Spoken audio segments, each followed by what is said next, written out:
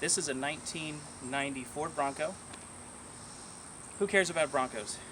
Well, Ford cares about Broncos because they're making another Bronco and they're going to be releasing it here within the next year on the market. The Ford Bronco was Ford's first competitor to the Jeep CJ5, I believe. It is a dedicated sport utility vehicle, or SUV, and this was way back in 1965 when there wasn't really any other competition besides that. So the Ford Bronco is a body-on-frame 4x4 SUV meant for having fun. And they made it up until 1996. It was Ford's last full-size two-door SUV.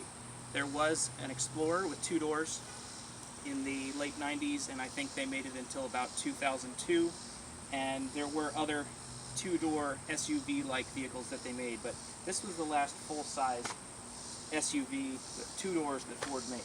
All Ford Broncos had four-wheel drive and were equipped basically to go off-road from the factory.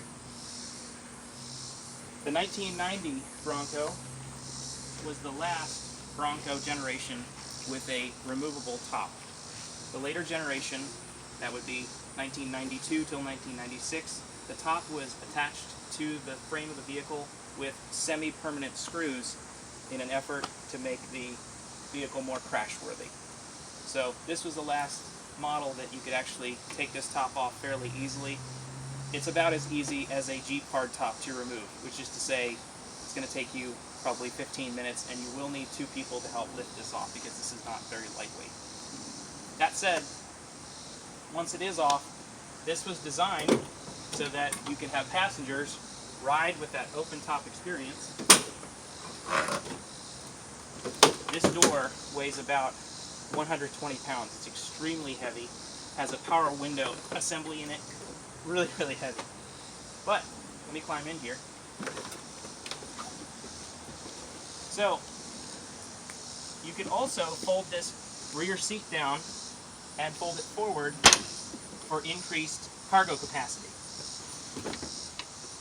Granted, it's only a couple more feet, but you could then do some hauling, and if you wanted to curl up fetal style, you could sleep back here.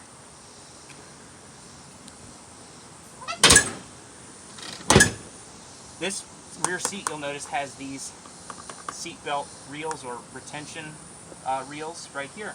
And that's because if this top comes off, there wouldn't be any way to attach a seatbelt to it.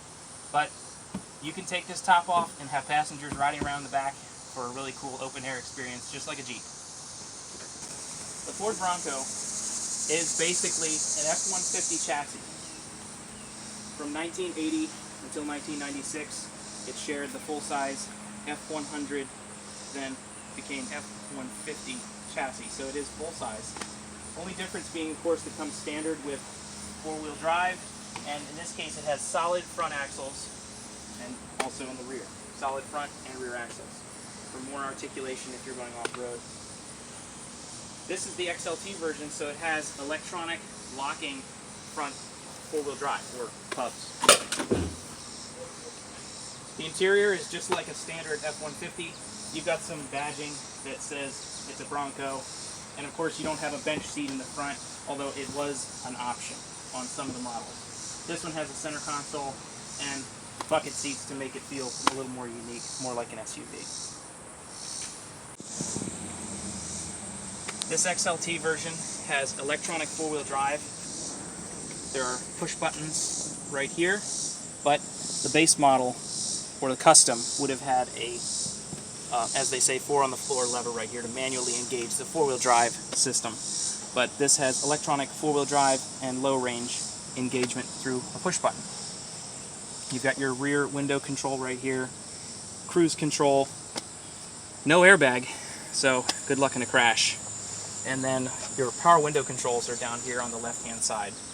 Everything is actually fairly self-explanatory, easy to use, but not necessarily logically laid out.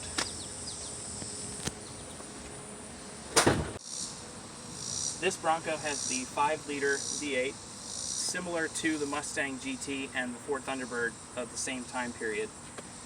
This motor, when it was first I should say ambushed by federal emissions regulations, made as little as 140 horsepower.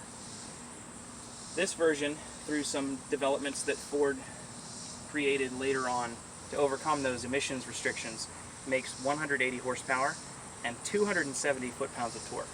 So very different than a Mustang's tuning, and generally not similar enough to interchange parts.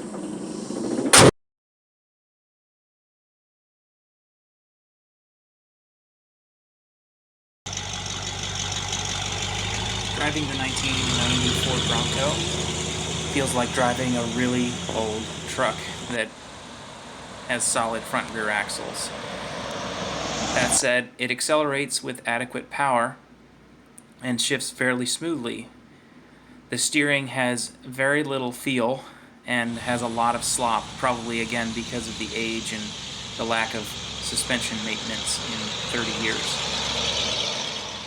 Driving down the road, because of the suspension design, there are a lot of strange feelings, and most of them are spooky in that there's a lot happening underneath your feet, but it's not being translated very well through the steering. So the truck itself feels a little bit unsettled in general. The motor itself does feel fairly torquey though, although it doesn't really come on till about 3,000 RPMs, and that's when you really see 70 foot-pounds of torque. The actual steering response, once there is what seems like some engagement after the initial play in the steering, is that it feels quite responsive. It actually turns pretty quickly, and I'm attributing that to the shorter wheelbase and fairly stiff suspension from the factory. Overall, a pleasant driving experience considering the age of this vehicle and the design. I'd say this is a very nice driving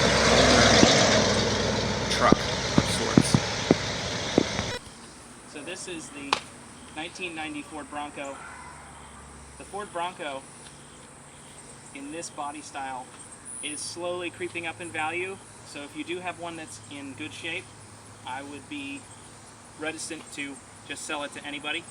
One reason that folks really like the Ford Bronco is that there are thousands of upgrade parts for it. Everything from Donna axles to lift kits, lights, bodywork, interior pieces, everything. So if you're looking for a good project truck that you can easily upgrade and then take off-road, I would definitely check out the Ford Bronco.